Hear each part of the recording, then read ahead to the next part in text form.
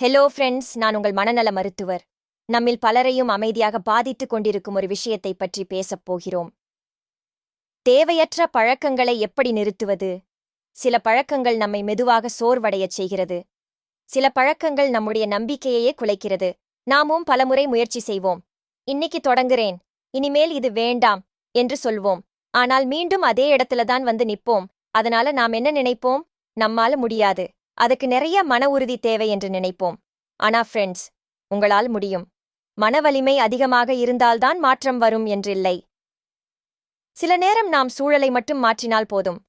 மிக சுலபமாக தேவையற்ற பழக்கங்களை மாற்றிக்கொள்ளலாம். புரிந்து கொள்வோம். ஒவ்வொரு பழக்கத்துக்கும் 3 பாகங்கள் உள்ளன. ஒரு உணர்ச்சி செயலை தூண்டி அன்றாட வழக்கமாக்கும். நிம்மதி, மகிழ்ச்சி. Q leads to routine which develops reward. உதாரணமாக, சிலர் போர் அடிக்கும்போது மொபைல் பார்ப்பாங்க. கொஞ்ச நேரத்தில் மனசு சந்தோஷமாயிடும். கொஞ்ச நாள்ல இந்த வழக்கம் பழக்கமா மாறிடும். நாம் இந்த மாதிரி தேவையில்லாத பழக்கத்துடன் போராட வேண்டாம். இங்கே ஒரு சின்ன ரகசியம். ரூட்டீனை, வழக்கத்தை மட்டும் மாற்றினால் போதும். சுலபமாக மாற்றிவிடலாம். உங்களை நீங்களே கவனியுங்கள். எப்போது தேவையற்ற பழக்கம் வருகிறது? போர் அடிக்கும்போதா? கோபமாக இருக்கும்போதா? யாராவது இருக்கும்போதா? அவற்றை 3 முதல் 5 நாட்கள் வரை எழுதுங்கள்.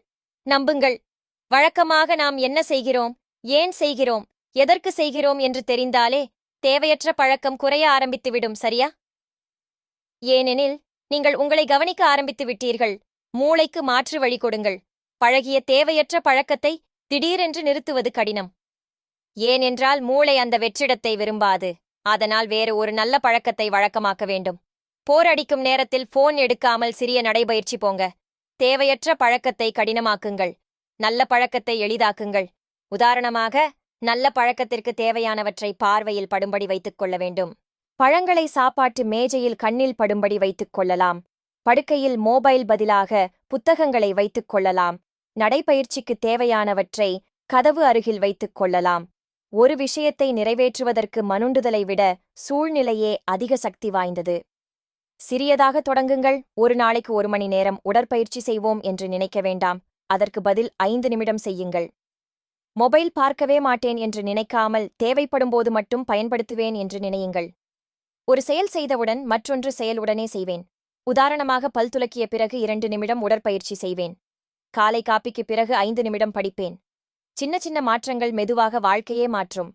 சின்ன பழக்கங்கள் பழக்கமாக மாறுவதற்கு 1 முதல் 3 மாதம் ஆகும்.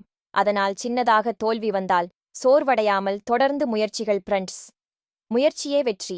நன்றி ஃப்ரெண்ட்ஸ். மீண்டும் சந்திப்போம். Like and follow our page.